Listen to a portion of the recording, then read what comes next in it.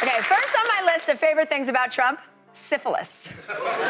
The New Republic has a theory that Donald Trump may have contracted syphilis in the 1980s, around the time he looked like this. And Melania looked like this. A new president whose name is Donald Putin Trump, who the majority of Americans think is a huge fucktard.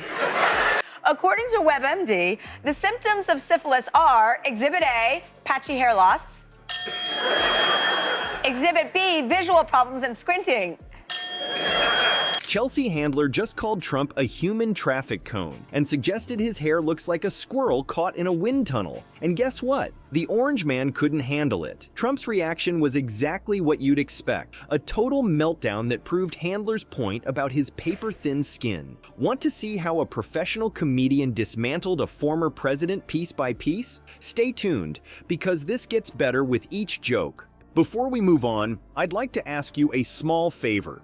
If you appreciate this content, please take a second to like this video and subscribe to the channel. Over 98% of you watch the videos without subscribing. It costs you nothing, but it makes a huge difference to us. So, did you click the subscribe button? Great, thank you so much. Now, back to the video. Ever wonder what happens when a professional comedian takes aim at the most thin-skinned politician in America? Chelsea Handler didn't just throw a few jokes at Donald Trump. Syphilis can also make you have paranoid thoughts, like the mainstream media is out to get you, or all Mexicans are rapists, or a black guy wiretapped your deluxe apartment in the sky. Go home. Bye. Go home to mommy. Go home to mommy. I could stand in the middle of Fifth Avenue and shoot somebody, and I wouldn't lose any voters. Syphilis can also make you irritable and manic.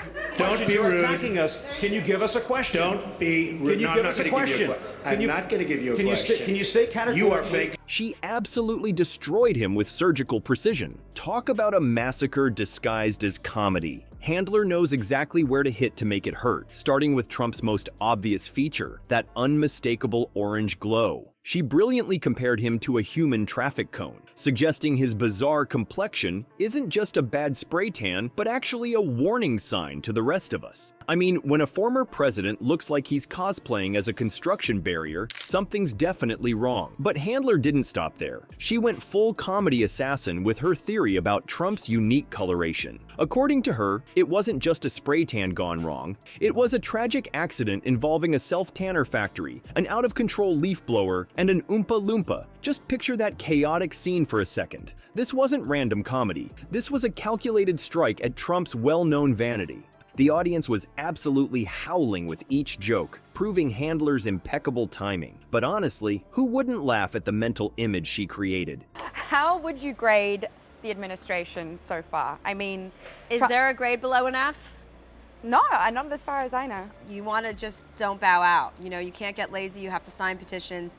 You have to call your congresspeople, and you know it's an old song to sing, and it kind of gets laborious to continue to repeat it over and over. I want to be hopeful and I want to be positive, and I just think we have to constantly really not get lazy about saying no. This is unacceptable. This is not. We can't.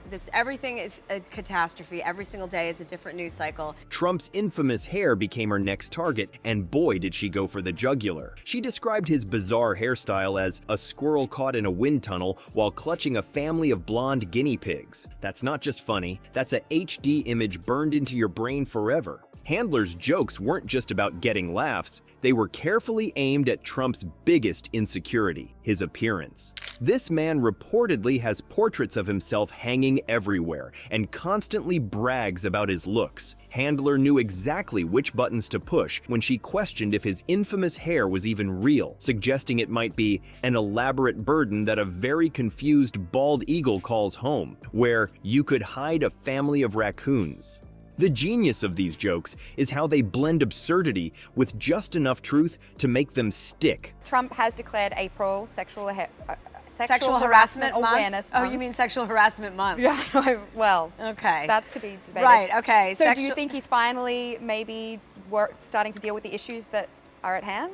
I mean, I can't even imagine what the circumstances that would have called for them to treat a man like that. Yeah, terrifying. Poor guy. Did you watch that video? I did. I saw it. It's traumatizing. It's really traumatizing, not only for him, for every single person on that plane. Yeah. But I think now is it's so much more important than ever to really be a voice of reason and be a voice of justice and defend people. It's just, there's no price tag on it. When Handler joked that Trump's spray tan began to melt in real time, everyone could picture it happening because we've all seen those odd orange streaks in his photos. She even called his hair like a science experiment gone wrong, which is probably the nicest possible way to describe whatever is happening on top of his head. What makes Handler's roast so effective isn't just her creativity, it's her understanding of Trump's psychology. This is a man who reportedly spends hours on his appearance despite the results. He's famous for his elaborate hair routine and his odd orange hue. By targeting these features so mercilessly, Handler wasn't just making jokes,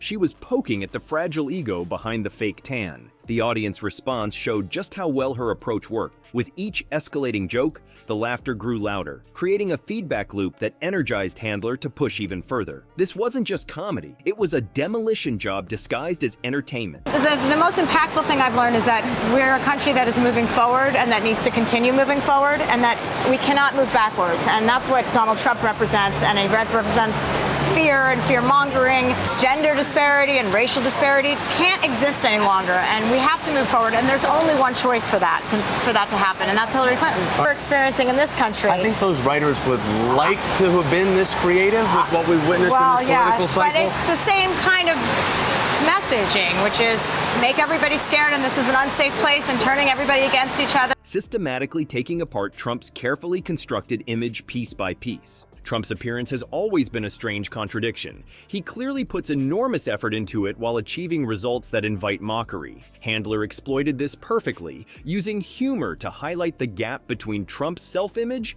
and reality. The more precisely she targeted his insecurities, the more devastatingly effective her comedy became.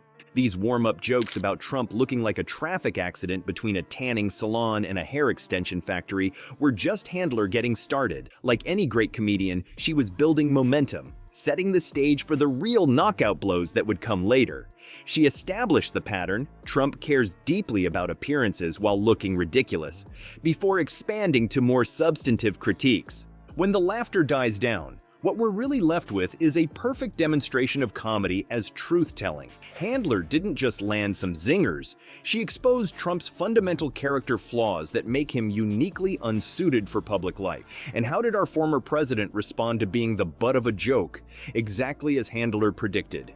After her performance, Trump retreated to his Mar-a-Lago safe space to lick his wounds and likely craft some predictable rage tweet about radical leftist bum Chelsea Handler. Like clockwork, the man proved he can't take a joke, especially when the joke hits too close to home. This is why comedians like Handler have become such effective political commentators. Through humor, they cut straight through the noise, turning Trump's own words and behavior against him in ways traditional news coverage simply can't. While Handler leaves with fresh material and thunderous applause, our orange former president remains trapped in his endless cycle of outrage, the perfect punchline to his own sad joke.